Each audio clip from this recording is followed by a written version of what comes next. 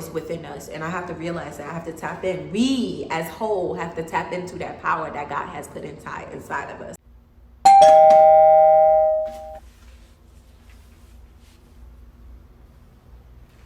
Hey guys, welcome back to the channel. My name is Quantea, and this is Faith with Taya, where we talk about God, spirituality, lifestyle, and more.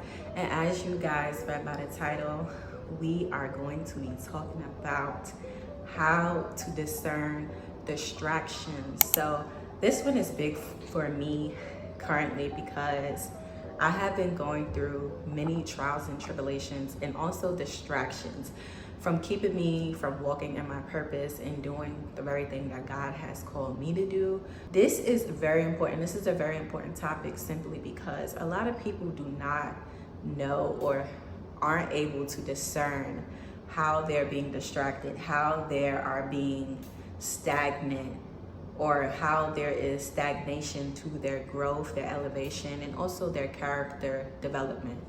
And for me, I have learned some lessons since I've been in Texas about distractions. And like I said, I like to get personal, and I like to invite you guys into my space just to let you guys know that I am human just like you are. I make mistakes, I fall short, and I'm using my personal experiences and my shortcomings as a valuable lesson so that you won't go through the same mistakes that I went through.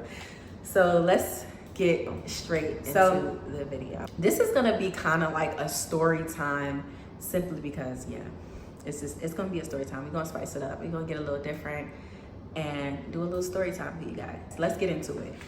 First and foremost, this is a no judgment zone. Don't judge me, y'all. Don't judge me, don't judge me, don't judge me, don't judge me.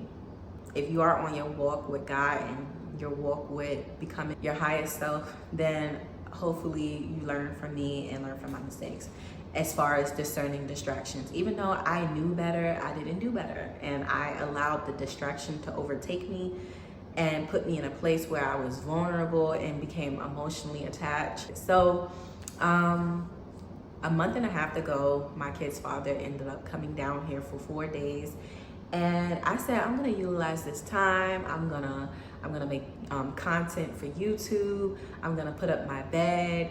I'm gonna organize my closet.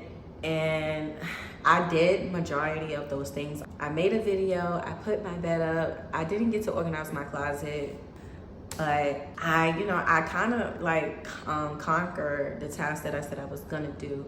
But then it came down to boredom. Boredom is gonna be your biggest enemy. Do not allow boredom to overtake you. Allow yourself to become oneness with the boredom. Allow yourself to feel that boredom and use that boredom as a way to be able to create, especially if you're a creative person like I am and you like to create and you have like these things that you picture in your head and you want to like bring them to life. Become oneness with that. Do not look for distractions like how I did. So 2 weeks prior to my kid's father coming down here, I ran into this guy that actually lives in my complex, right? And this guy, basically was trying to pursue me. And, I kind of rejected him in a way, but I did give him access to me. I gave him my Instagram instead of my number. So when I gave him my Instagram, he would just watch my stories. He would love and heart my stories. He would do all types of stuff. He would even try to pursue me. He'd be like, let's hang out. Let's go out on a date. And, and I would let him know, like, I'm out here by myself.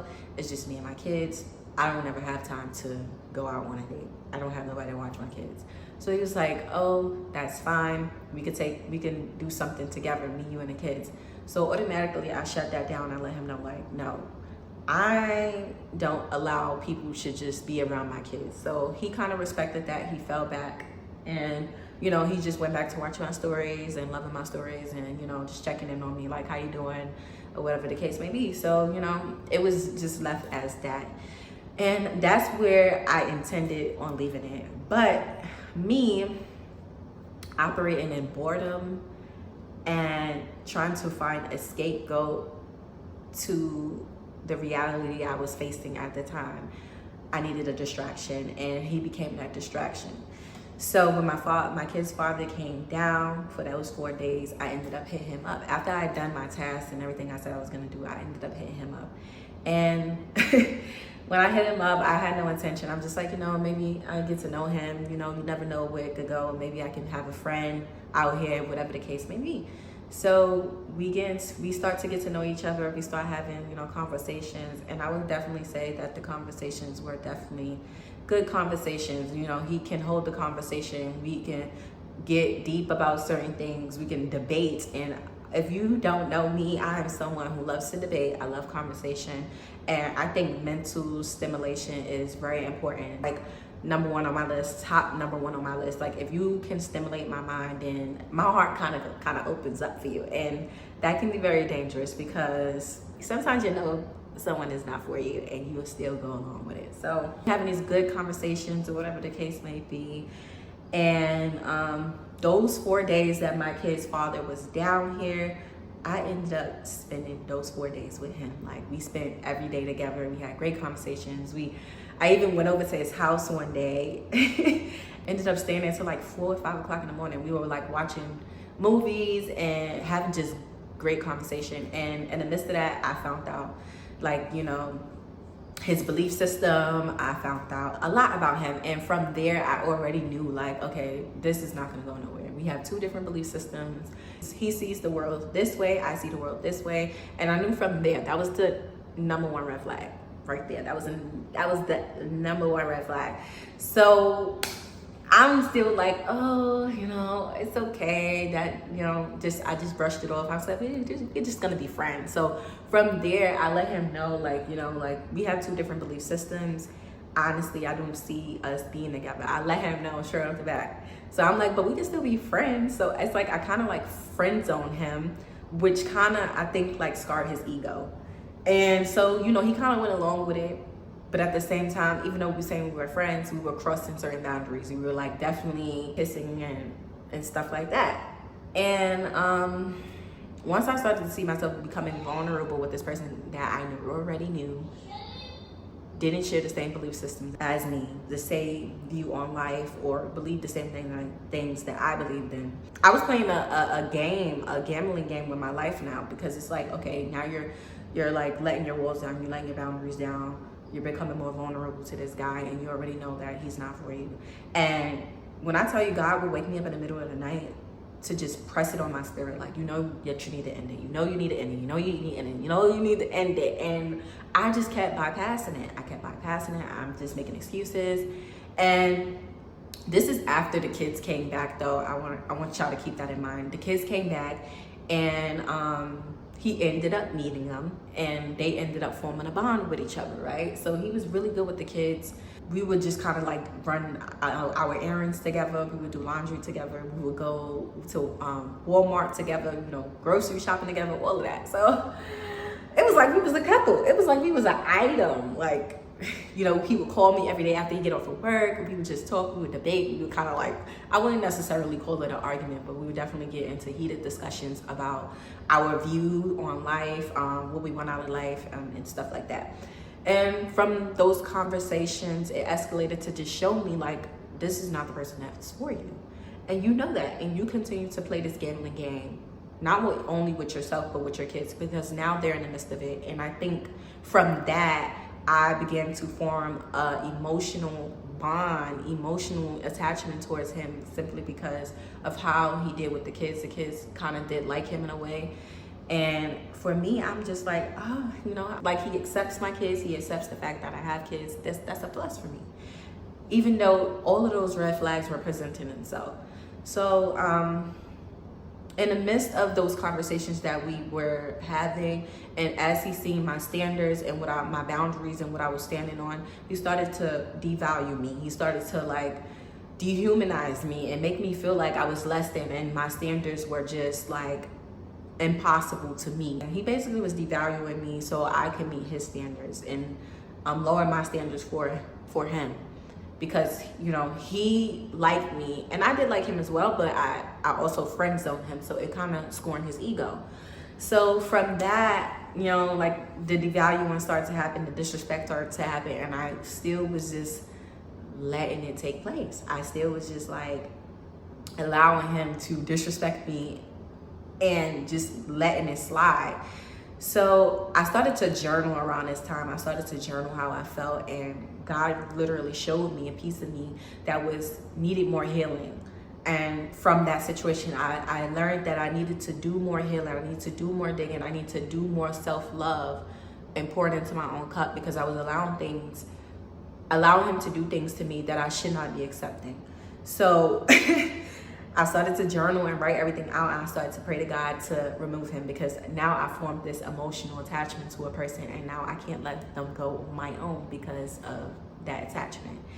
So in the midst of that, I'm telling God to remove the distraction. Now remove him, and he did just that. And let me tell you how funny God is. So this man comes over to my house, because he would stop by my house after he get off work. We would just talk for a little while. He would play with the kids and talk to the kids, whatever the case may be. So this particular day, his family had came down around this time, and he was out with his family. And that night I was cooking, and he came over with some chips, and he was giving the kids some chips and stuff. But I told him to stop giving the kids chips, because like, I'm cooking. And, I kind of just expressed, and I set a boundary, and I let him know, like, listen, I feel like you're being very disrespectful right now, and you're overstepping your boundaries when it comes to me telling you, don't give my kids these chips.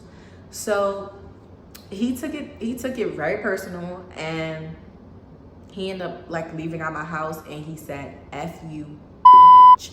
So y'all, that right there, God had to make that happen, or make him act out in that way, simply because I was not going to let him go. That is definitely a non-negotiable for me. Like, calling me the B word is crazy. And like, I know for me, like, that's just automatically like disqualified. And when he said that, I automatically like tried to like clarify. I ended up calling him like, what did you just say to me? And he made it very clear, like, I said what I said, and this is my way of letting you know that I'm not messing with you no more, whatever the case may be. So at first, every part of me wanted to like, express myself, express the hurt that he caused me and stuff like that. But then I had to realize, like, he let it be known.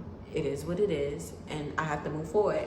Now, was it easy in the beginning? No, it was not easy at all. Them first couple of days was like hard. It was like a little ache, because I felt like, okay, this distraction that I've planted for myself is now gone, and now I have to face reality and go back to what I was called to do. And I didn't want to do that. I didn't want to face that, because I felt like it's hard, it's challenging, stepping out that box and bringing awareness on certain things. It's not easy. Stepping up to that plate is not easy at all. And I just knew, like, I felt like I was inadequate. I felt like I was incapable, because of the mistakes that I was making behind closed doors, like me talking to him. And I knew that I shouldn't be talking to him, because I have a lot of things to still heal from.